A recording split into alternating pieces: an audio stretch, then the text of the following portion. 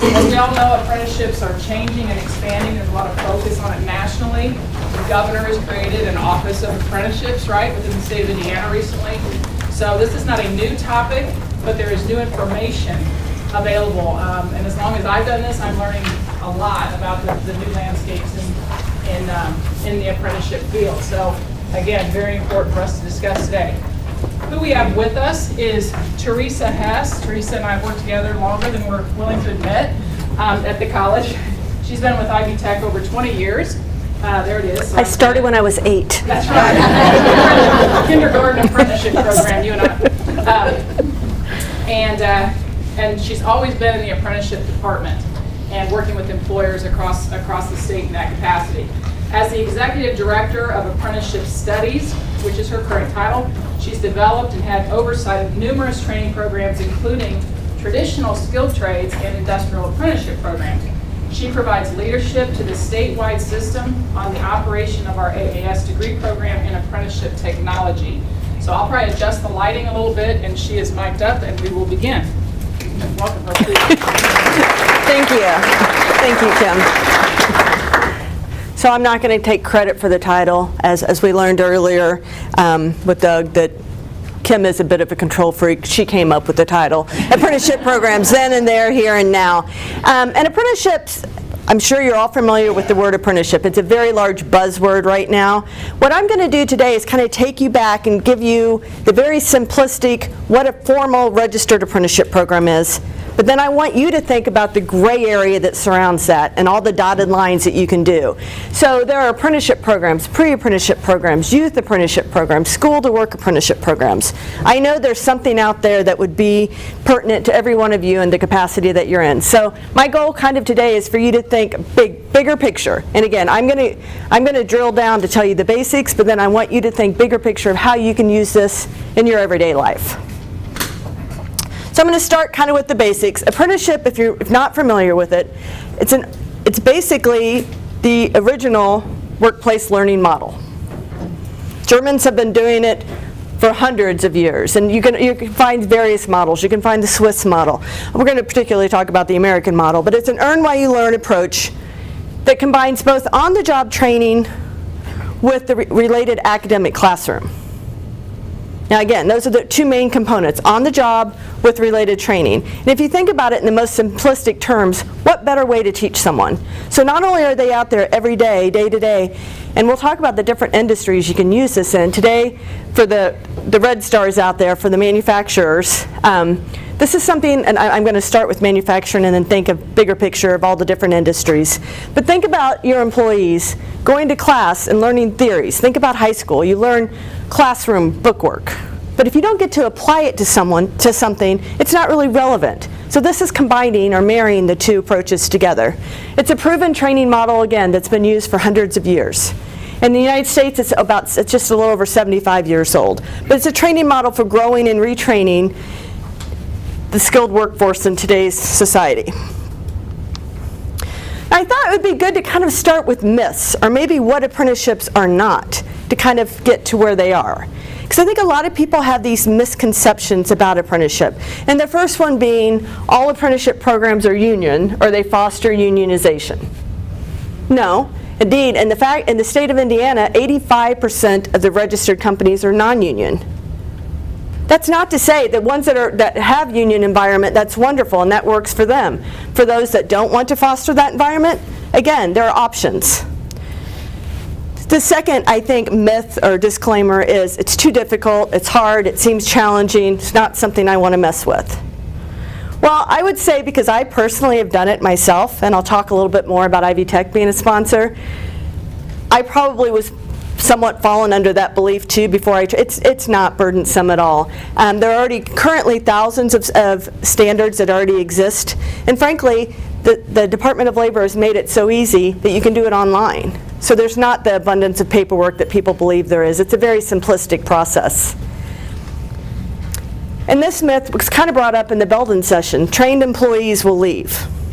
Well, again, I think that's something that we have to be somewhat aware of with the millennial generation.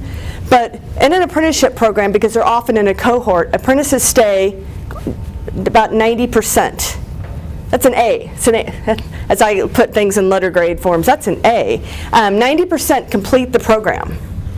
And you don't see that a lot in other training programs because, again, and we're going to talk about some of the reasons why apprenticeships are valuable, because you're basically empowering your employees / students.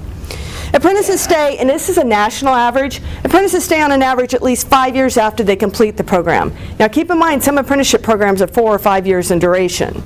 So I would say with my personal examples over the 20 years in Indiana, I haven't seen that in the past. And again, we were talking about the past versus the present. I know many people who have been lifetime employees, 30, 40 years, retiring at a company. Is that forecast changing? And again, judging from your previous dialogue, perhaps. Apprentices are going to earn more on an average. They're going to earn on an average $300,000 more in their lifetime. That's a staggering statistic right there. And another myth is it's an outdated strategy. It's not really needed in the United States. I would say just the opposite. It's gaining popularity, and again, under the last 2 presidents, they've really endorsed it. I would say the Obama administration kind of got it back on the surface, and with the current administration, again, it's got a little bit different look and feel, but apprenticeship is definitely something that's very relevant. A couple of states to mention, South Carolina. I visited there this spring. They have a very large youth apprenticeship, school-to-work apprenticeship program, which kind of goes along very similar to kind of the same concept Belden was doing, or is currently doing. They're working with every school system in the state of South Carolina. They have over 800 students currently who just started this year. They're in their 2nd year of the pilot program. But they have everything from ag to manufacturing to automotive, culinary arts. And again, when I say think big, think out of the picture. Don't just think of manufacturing. Think bigger than that. Colorado has the new Colorado model. And again, it's a different look and feel than what we're used to. Again, starting with students in high school. And then California has the largest number of apprentices in the nation. And they're constantly trying new endeavors. So here are just some facts about apprenticeships, just some stats. There are over 150,000 employers, and as I mentioned, already more than 1,000 occupations that have been registered. There are more than 545,000 apprentices nationwide. The state of Indiana has about 15,000. And for every dollar spent on apprenticeship employees, and again, this is probably even low on the low end, the employers get the ROI of at least $1.50 for every dollar spent. So it's an investment. It's a positive investment. Now, I mentioned there are various industries and sectors. So looking at the ones on the far side, construction and manufacturing, they are the 2 largest in the state of Indiana, construction and manufacturing apprenticeship.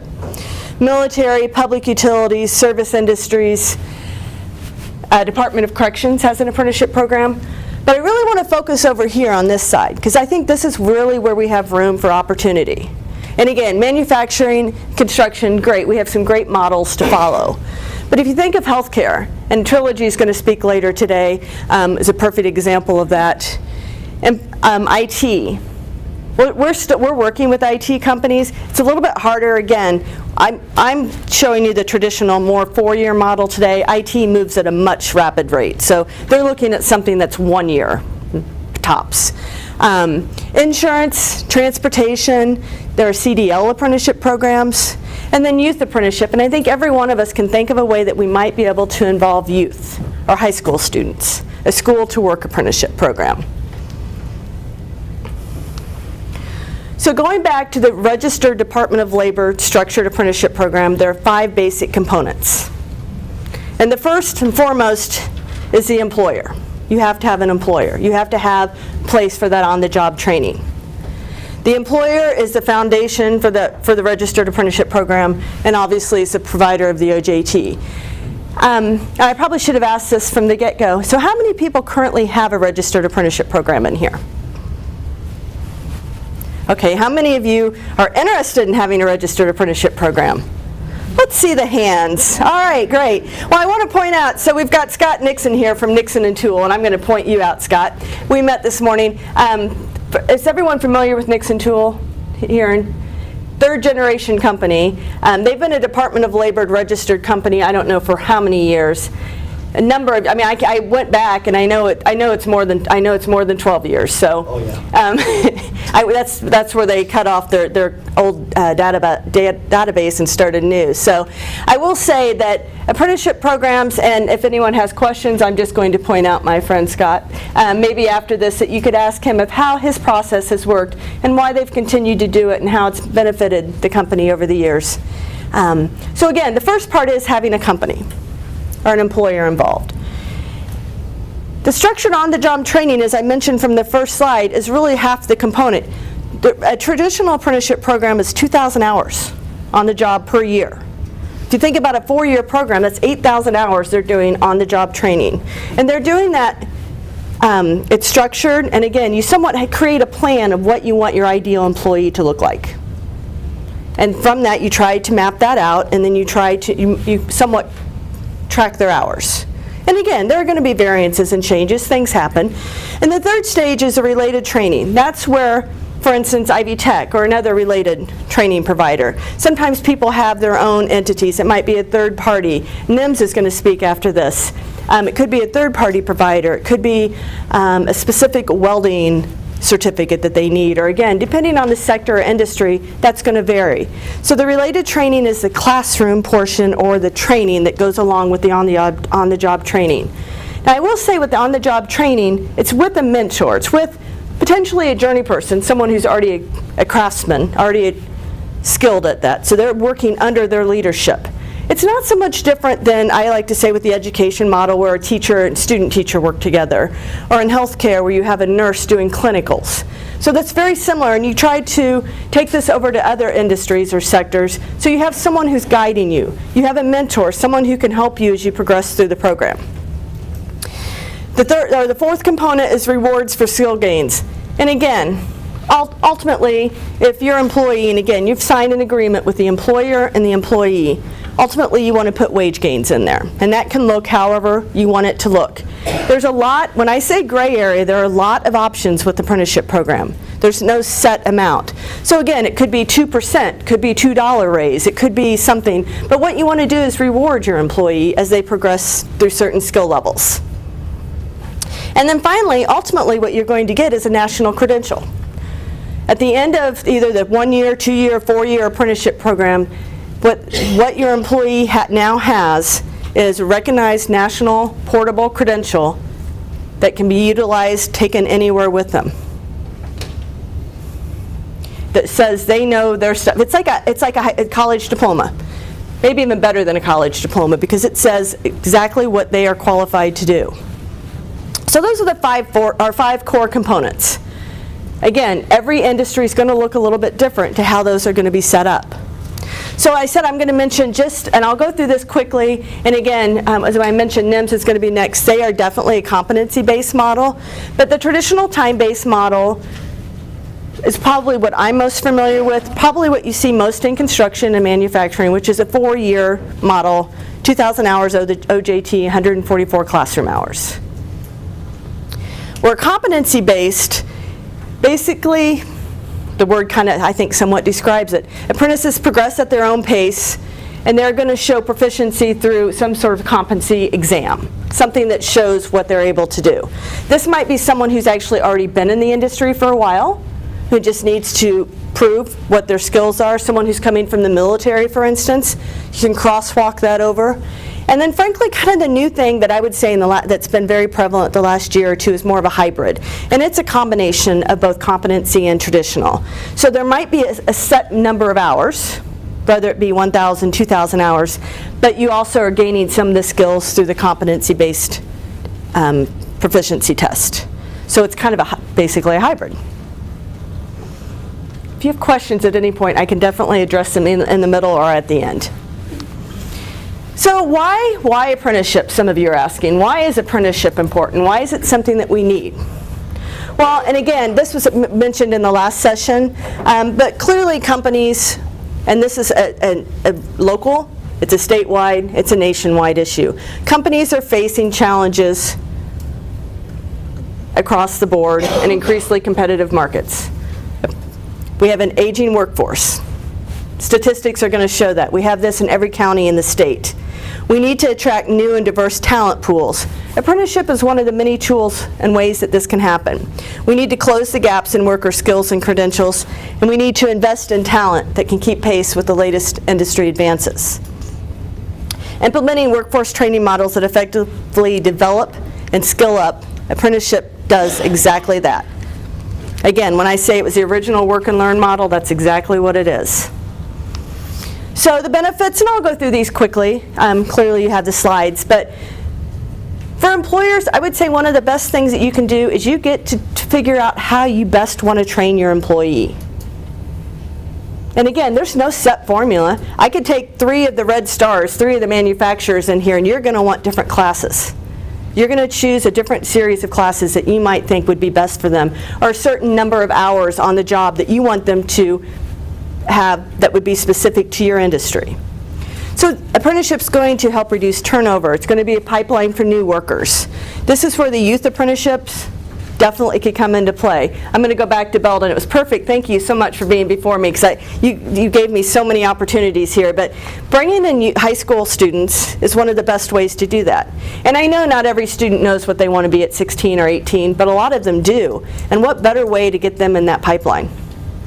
Reduced worker compensation cost. I would say with every apprenticeship program, and not that companies aren't already doing it, but with every apprenticeship program, safety is stressed 100%. And there's nothing neater than going into industries, and they always have it up on the wall, their number of incidents. And when they've gone 2 years or a year and a half or so, they count the days when they go without incident, and ultimately that's what we're all looking for. And quality standards. And I would put a triple asterisk here. Registration means the program has met national standards for quality and rigor. What company wouldn't want this? What company wouldn't want to know that they're the best? And apprenticeship can help do that. So benefits for apprentices: higher wages, more rewarding careers. You're going to have more flexibility as they progress through, versatility, portable credentials that are recognized globally, college credit and degree outcomes. These are going to look different, but again, with each company. Some apprenticeships will embed a true degree program. Some might be a technical certificate, and I'm going to get into a few pathways of how we can get to that end result with degree outcomes.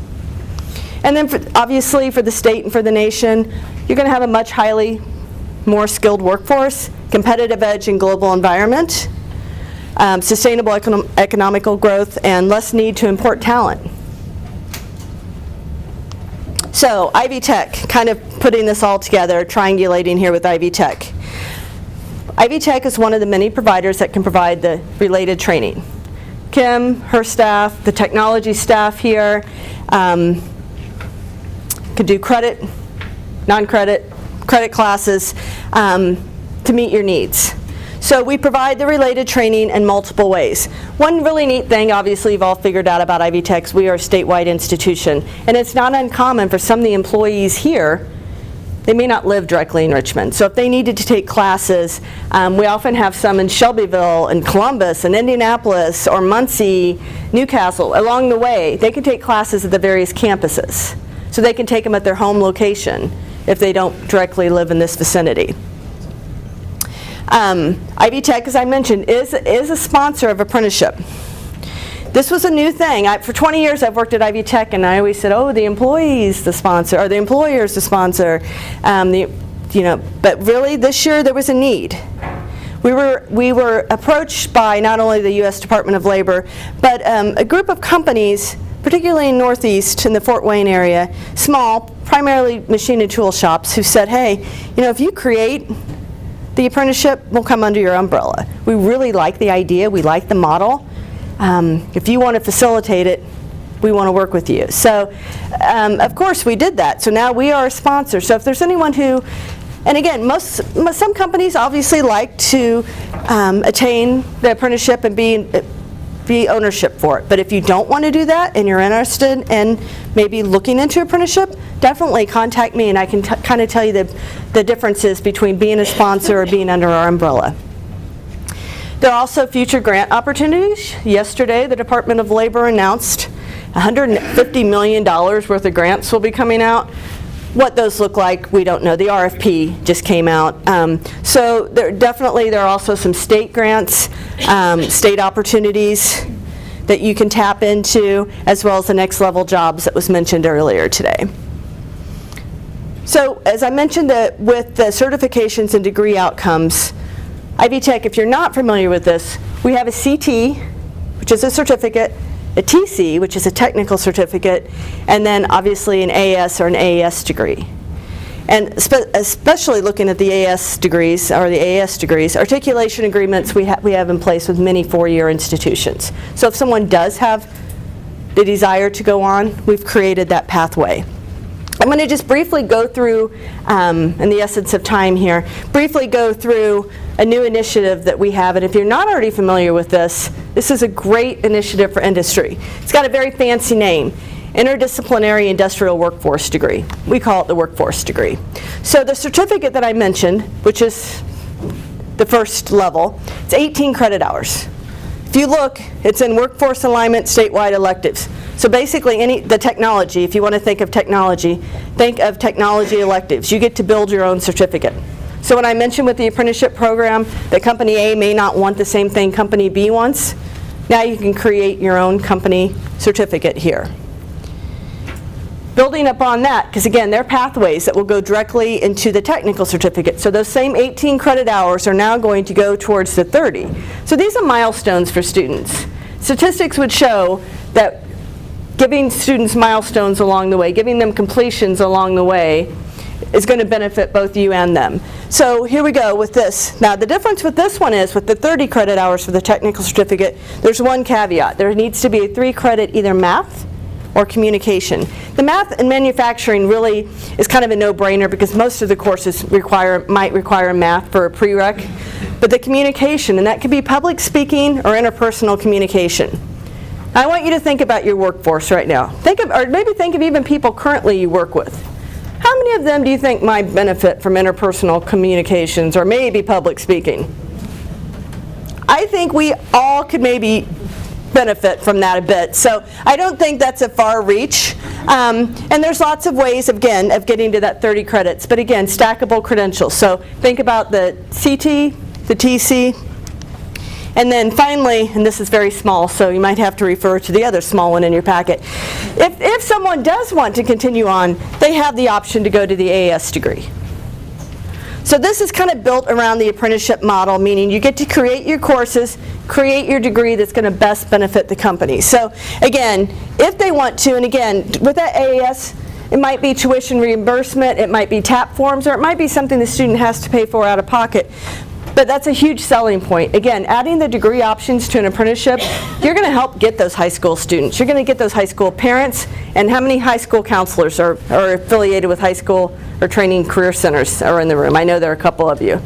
Again, this is a huge selling point. If you say, you know what, you're not only going to have a job with a good paying salary, benefits from day one, you're also going to have a degree attached to that. It's a win-win situation, which is what we're looking for. So I like to use this kind of tagline. It's very simple, but when you're thinking with apprenticeship and you're thinking of training, think long-term, invest in the front end. And I think a lot of people don't do that, and then they go with the expectation, you know, I don't necessarily want to spend money on training. Well, what if your employee stays their whole career and you don't train them? Could you have had a better employee? Probably. So think long-term, invest in the front end. And I just want to point out, and I have a couple of handouts out there, but DOLgov/apprenticeship or DOLgov, and then you can go off different directions there. Tons of resources, tools that will walk you through it. Or email me and I can send you this information. My information obviously is included in the packet. I love to talk about apprenticeship, so if it's something that you've thought about or you're spinning it around or you're thinking, how might we? Certainly give me a call, because I love to brainstorm of ways that we might be able to create some apprenticeship programs. So, because we were a little behind schedule, any questions? Yes, sir. And so through Ivy Tech, you're promoting an apprenticeship program. Is it a 2-year degree? So it's credit bearing, obviously. Does it have to be that way? Are there other options? Absolutely, other options. When I use the word gray area, absolutely, you get to create your own. So the apprenticeship programs, the ones through Ivy Tech currently that we have, that we are the sponsor for, they are all uniquely different. Some require, traditionally it's going to be about a TC, whether you mean for it or not, but just the credit hours equal somewhere between a CT and a TC if you're doing it credit worthy. So the programs we have, majority of them are TC. One does not necessarily require it. They're going to get certifications because the certifications are embedded in the classes. And one, they opted to go with the AS. And that's important that they're transferable, right? So if they work with Scott Nixon today and want to go down the street tomorrow, unfortunately, but I mean, it's possible. It's possible, and you know, again, right. We never want a company to close, but I'm going to tell you, I'm from Indianapolis. I was there when Visteon and Ford, or Visteon and Navistar both closed within 2 years of each other, and we had hundreds of displaced people. And it's unfortunate. You don't want to ever think it's going to happen, but you need to help prepare your workers for the inevitable. What if it does happen? So are you guys, or Ivy Tech, currently in the K-12 space in a co-op situation? Are there dual credits available? Oh, absolutely. Dual credits. I encourage it, especially for the parents in the room. Dual credits are the way to go, absolutely. We have people who are actually earning CTs, TCs when they're in high school, free of charge. And then they can carry those over. If say they got the CT in high school, they came to Ivy Tech, finished up at Ivy Tech with their employer, they would only have to fulfill those remaining hours. So absolutely. Look into dual credits. Other questions? I was good. Oh, Brenda. So Teresa, if we have the Belden Contact Suite program that they're using starting with the high school right now, so if, I don't know if Belden has this or not, sorry to put you on the spot, Doug. If they had a registered apprenticeship already. They do have a registered apprenticeship Okay. already. Then they could call this a pre-apprenticeship program, is that correct? So if there are other companies that wanted to put high school students through the same classes that Richmond is offering for Belden, then if they had a registered apprenticeship, they could do that, is that correct? Correct. So Belden has, Pre-apprenticeship. yes, Belden could create the model. So when it goes to full apprenticeship, is that in their senior year, that last? Well, that would be after they're employed full-time. So again, so a pre-apprenticeship or school-to-work apprenticeship would be what they're doing before they're hired full-time. But that would count. The hours would still count. The education would still count towards that. But they would sign a different set of standards once they were a full-time employee and commit to that. And there's a nice transition to make that happen. So they wouldn't lose anything, they would just be adding on to it. Yes? Teresa, one of the questions that I sometimes get is, can an apprenticeship model be built for employees that you currently have? So that you can Oh, for employees absolutely. that then further their education. Absolutely. Incumbent workers are, and again, I'm going to the present or the past. That was probably traditionally, if you look at larger UAW companies especially, there's a wait list to get in, and oftentimes they have seniority. So that's not uncommon. So if you have the workforce already that you can pull from, and sometimes people do a split, and they open it up to they need to replenish their workforce. So they use some incumbent and some new hires. So. And again, with apprenticeship, they're always looking for veterans. They're always looking for incumbent workers who maybe have had previous experience too somewhere else, and you can blend them in. Nice blend. Thank you. Any other questions? Yes, sir. I wanted to make a statement about the apprenticeship program because I'm especially recognized by the U.S. Department of Labor. I am a firm believer. We would not be there right now if it wasn't for that, because skilled craftsmen take so much time to develop, and we can't have underachievers coming into our program. They have to be achievers. They have to be go-getters to start with, or we can't even consider it, because we're going to make a huge investment in this person. We get done. We have to have something that is going to be a long-term employee who's a benefit to the company, and they benefit from being with the company, and it's a relationship that is hard. And in 2010, we come to the conclusion that we were going to die from retirement, That's what we were gonna do. And so, you know, what are we gonna do? Well, we've always had the apprenticeship program, but it's never been something that was vital to us to survive. It did become that tool. And not only that, but we have expanded the apprenticeship into pre-apprenticeship, and we're looking into talking to kids even before they get to their junior year in high school, because this is an opportunity that you're going to pass up, and you need to know about it when you're in the 9th or 10th grade. And we need achievers. And so since 2010, we have had 5 very high achievers reach the U.S. Department of Labor certificate. That's really good. Absolutely. And we're only 29 people. We have 7 people involved in the program right now, young people that are, we have 1 getting ready to finish, 1 that's going to finish next spring, and then we have 4 going through in their 2nd year, and then we have 1 coming in. So you're getting a chain of different levels of people. And the one thing that I'm hearing from these young people is that our apprenticeship program was attractive to them because I was handing them documents while they were in high school and identified them that they were taking home and sharing with their parents, and they were making life decisions based on facts that they had in their hand. We're going to have this when we're done. We're going to have this when we're done. And Nixon Tool's making this commitment. And it is attracting achievers into our program, which is what we need, so that our skilled craftsmen that we already have something to work with. And so with Ivy Tech and what they give to this program, it's incredible.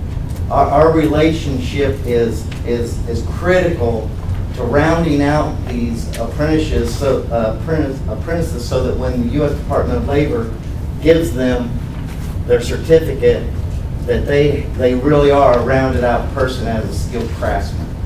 And retention is really good because you get to know them. You know, it's not like it's a cold relationship. You know those people. You know, and you know, you treat them like people, and they stay.